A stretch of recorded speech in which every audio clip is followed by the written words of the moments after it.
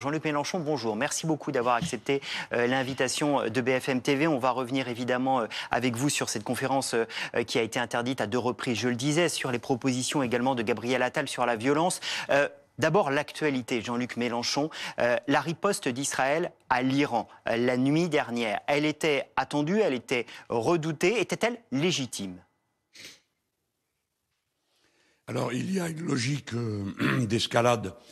Et dans l'escalade, chacun des protagonistes, excusez ma voix qui est totalement cassée, chacun des protagonistes a toujours pour lui de bonnes raisons et invoque le fait qu'il ne peut pas faire autrement que de riposter.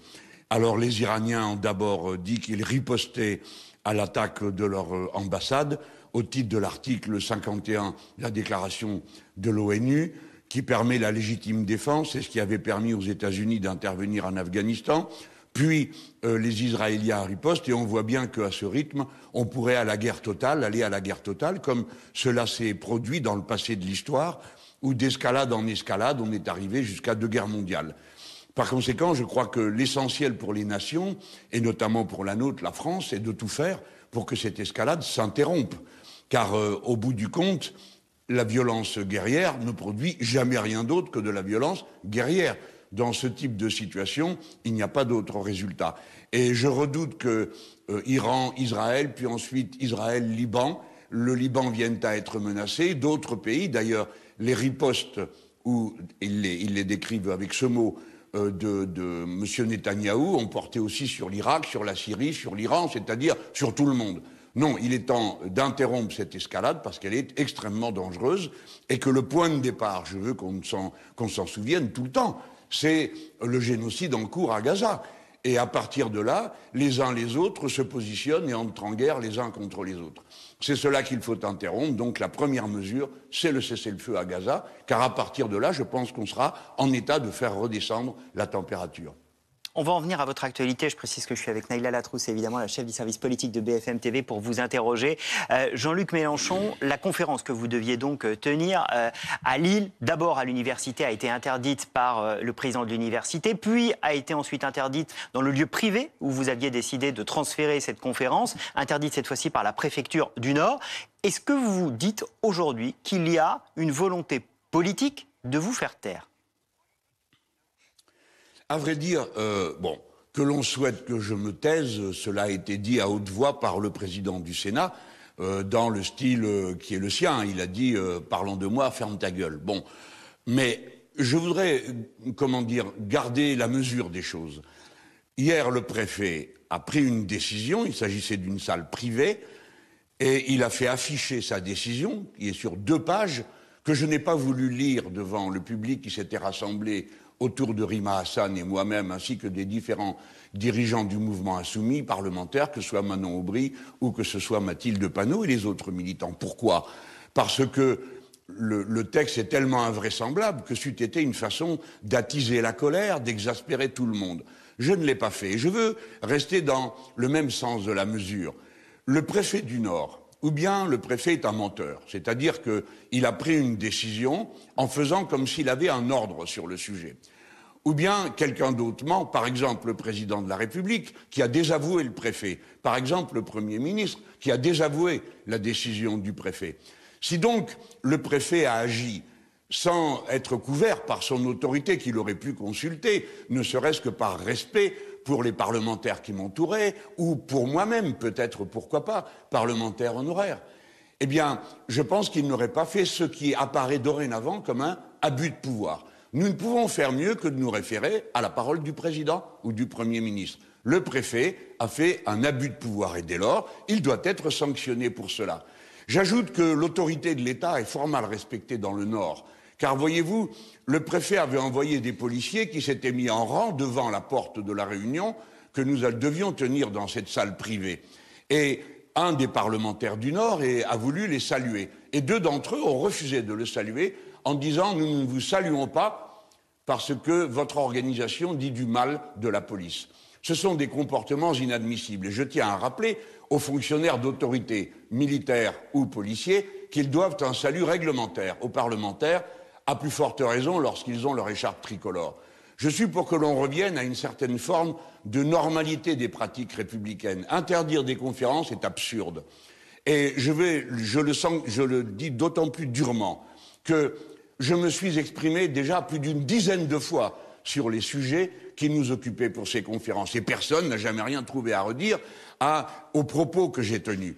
Et de la même manière, nous avons fait des conférences qui ont été autorisées, d'autres interdites, mais sur 5 interdictions, 3 venaient de l'État, c'est-à-dire des préfets. C'est insupportable. Comme l'a dit très bien Rima Assad avant moi, ceux qui pensent censurer en réalité sont ceux qui ont déjà perdu. Rien dans mes propos, ni dans les siens, ne justifie que nos réunions soient interdites. Et je termine d'un mot. Voyez-vous, il y a quelque chose d'insupportable. Chacune de ces conférences fait l'objet d'une préparation, de dépenses que nous engageons pour sonoriser la salle, pour préparer, pour la sécuriser. Et nous sommes prévenus à la dernière minute. Nous ne pouvons même pas faire des référés liberté, c'est-à-dire demander à la justice de dire si oui ou non la décision qui a été prise contre nous est abusive.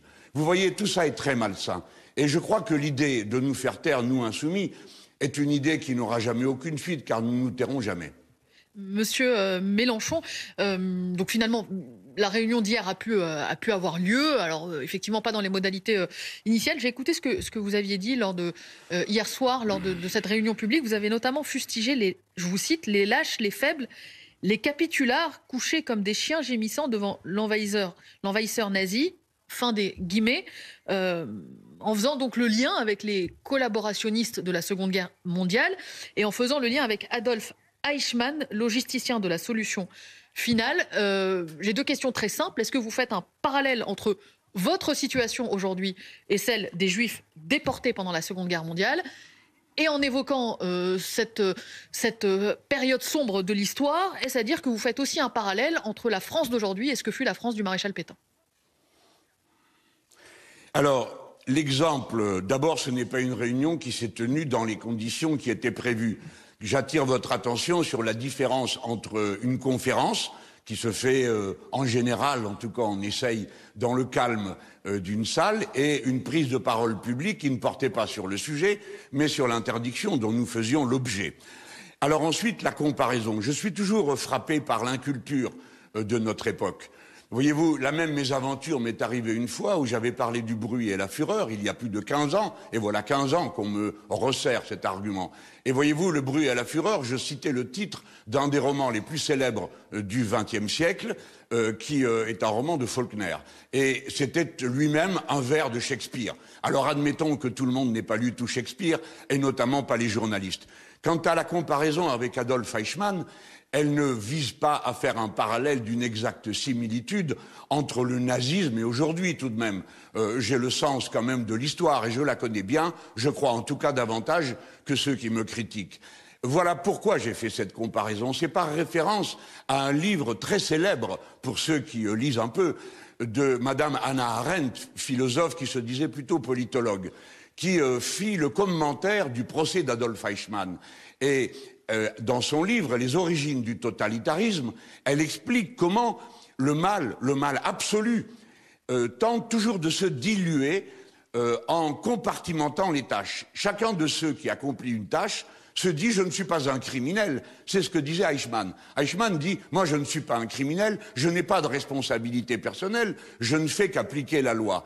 Et dans cette confusion entre ce qui était légal, imaginez-vous ce qui était légal sous le Troisième Reich, et la légitimité morale d'une décision, il y a un élément d'appréciation. Madame, il vous suffit donc de dire à vos téléspectateurs qu'en se référant au livre d'Hannah Arendt, dont j'ai fait une citation dans le discours que j'ai fait au jour où je célébrais pour le gouvernement de la République en 2001, le refus par la République de la rafle du Veldiv, j'ai cité ce même état d'esprit. L'illégitimité de décisions qui paraissent légales. Vous êtes assez cultivé pour pouvoir prendre d'autres images que celles d'un fonctionnaire du Troisième Reich pour parler du président de l'université et évoquer le climat de cette société.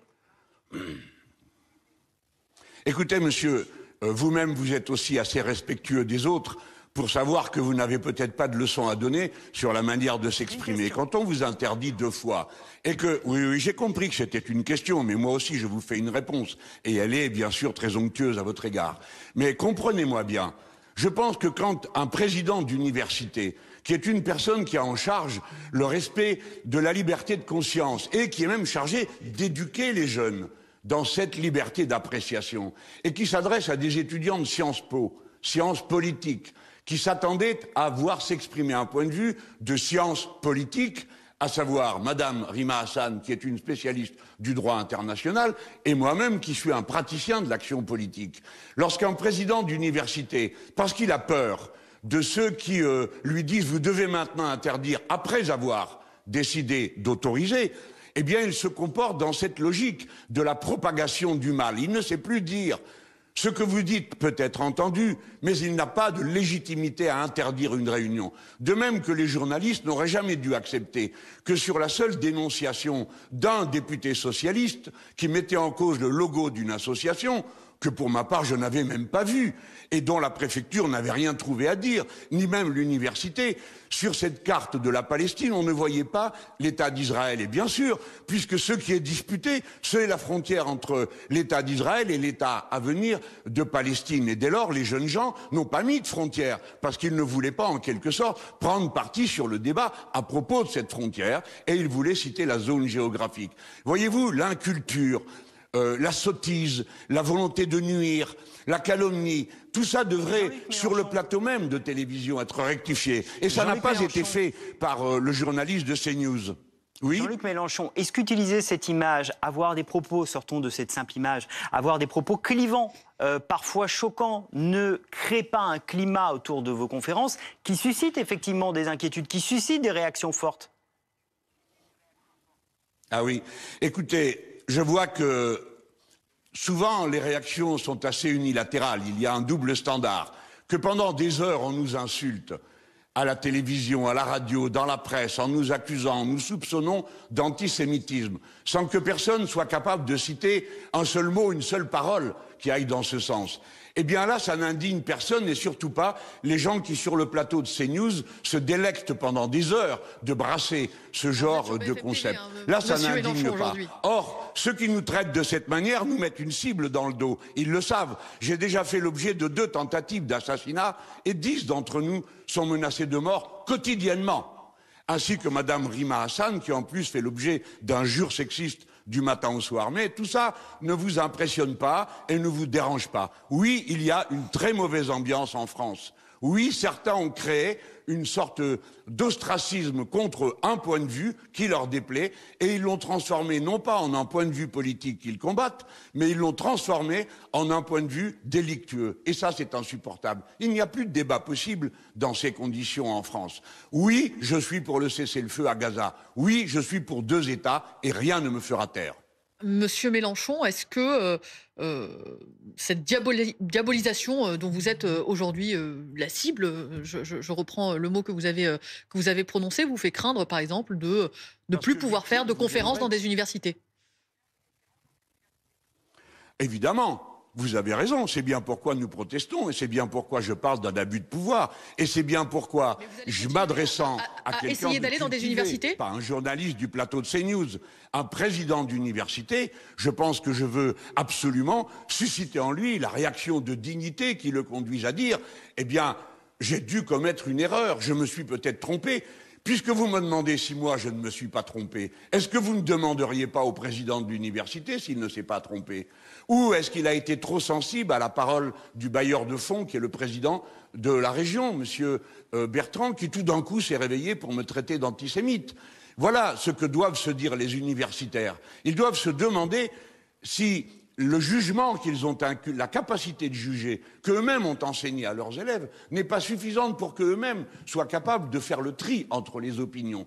Et croyez-moi, si j'avais tenu, ce qui ne peut pas être mon cas, compte tenu de mon histoire et de ma vie personnelle, des propos antisémites, soyez sûrs d'une chose, les jeunes gens de l'université de Lille ne l'auraient pas supporté, car ils sont bien éduqués, ils sont bien formés, et ils ne s'abandonnent pas à la vindicte, eux. Jean-Luc Mélenchon, puisque vous citez Xavier Bertrand sur ce plateau même, il disait que vous n'étiez plus républicain. Est-ce que vous êtes sorti du champ des républicains? Est-ce que vous vous rendez compte de la nature de la question que vous êtes en train de me poser? Est-ce que vous-même, vous n'êtes pas sorti du champ de la raison et du respect que vous devez? Savez-vous qui je suis? Pourquoi me dire sortir du champ républicain? Parce que M. Bertrand l'a dit. Vous avez peur à ce point de M. Bertrand? Non, bien sûr que non. M. Bertrand a tenu un propos irresponsable. Quand le président du Sénat me dit « ferme ta gueule », est-ce que l'un quelconque d'entre vous lui a dit « Monsieur le Président, n'allez-vous pas trop loin ?» Non. Vous avez baissé la tête et les yeux. Eh bien, c'est cette mentalité de servilité à l'égard de tout ce qui ne va pas dans, comment dire, le flux du sens commun. Jeter des pierres à Jean-Luc Mélenchon, à Rima Hassan, à Manon Aubry et à tous les insoumis, c'est une habitude qui semble être prise dans les beaux milieux. Mais ce que vous ne savez pas, c'est que dans les milieux populaires, et parmi les gens qui réfléchissent de tous côtés, quelles que soient leurs conditions sociales, quelle que soit leur religion, quel que soit leur niveau d'instruction, eh bien, en France, les gens n'aiment pas la vindicte et n'aiment pas les interdictions de penser ou de parler. Nous sommes, comme l'a dit, quelles que soient nos origines à tous, le président de la République des Gaulois réfractaires. Nous n'avons pas l'habitude de baisser les yeux quand on nous parle fort. Et c'est bien que vous répondiez à Xavier Bertrand, et merci de le faire, Jean-Luc Mélenchon. Venons-en à Gabriel Attal, qui hier a proposé un plan de bataille pour lutter contre la violence des jeunes. Il veut notamment s'en prendre à l'entrisme islamique dans les écoles. Est-ce que c'est l'un des bons moyens pour attaquer ce sujet ? Je crois que c'est une accusation islamophobe tout à fait gratuite. M. Attal a passé sa vie dans les écoles privées. Il ignore donc tout du service public d'éducation. Dans le service public d'éducation, les opinions religieuses ne sont pas autorisées à peser sur les cours. Mais il arrive que des gens de toutes opinions religieuses, je tiens à le dire, qu'ils soient musulmans ou bien catholiques, ou bien, que sais-je encore, d'une autre religion, parfois sont indisposés par certains cours, notamment sur les sciences de la vie. Ils le disent aux enseignants. Et le rôle des enseignants et des directeurs d'établissement et des directrices, c'est d'expliquer aux parents pourquoi cet enseignement est fait, pourquoi il est au programme, et en général, les gens sont de bonne volonté. Instruire, expliquer, ce n'est pas faire l'obligation de partager une opinion. Bien sûr, quand un enseignant enseigne que la Terre est ronde et que quelqu'un vient lui dire que pas du tout elle est plate, je pense que le rôle de l'enseignant est bien d'expliquer que la Terre est ronde, y compris aux parents, dans le but de les en convaincre. Ainsi en va-t-il de toute autre vérité scientifique, qu'elle soit biologique ou autre. Voilà pourquoi, au lieu de tout transformer en guerre de religion, mieux vaut faire appel sans cesse et faire confiance à l'intelligence, au dialogue, à l'argumentation. L'argument islamophobe qui vise à faire de l'islam la responsabilité de la violence abjecte qu'on a pu voir, qui a abouti au meurtre de ce jeune homme hier, qui nous soulève tous d'horreur, parce que ce pourraient être nos enfants, je le rappelle, aussi bien la victime que les agresseurs, et alors nous aurions le cœur rempli de tristesse et d'affliction en pensant à ce qu'il va advenir d'eux, car ceux qui ont assassiné, contrairement à ce qu'on croit, ne sont pas hors justice, ils seront jugés. Et ils peuvent être condamnés à perpétuité, et dans cette hypothèse, ils feront la peine qui est prévue pour les mineurs, c'est-à-dire la moitié du temps de la perpétuité, ou supposait-elle. Il ne faut pas faire croire que la loi permet tout et n'importe quoi, mais c'est vrai qu'il y a une justice spécifique pour les mineurs. Bon, je ne sais pas si c'était ça la question, mais en tout cas, j'ai trouvé la remarque de M. Attal tout à fait inacceptable et bien digne d'un homme qui a peu d'expérience de l'existence et du rapport aux autres. Merci beaucoup, merci Jean-Luc Mélenchon d'avoir forcé un peu votre voix pour être avec nous ce matin et répondre à nos questions. Merci. Et poser les bonnes questions. Eh bien, merci d'avoir été avec nous, Jean-Luc Mélenchon.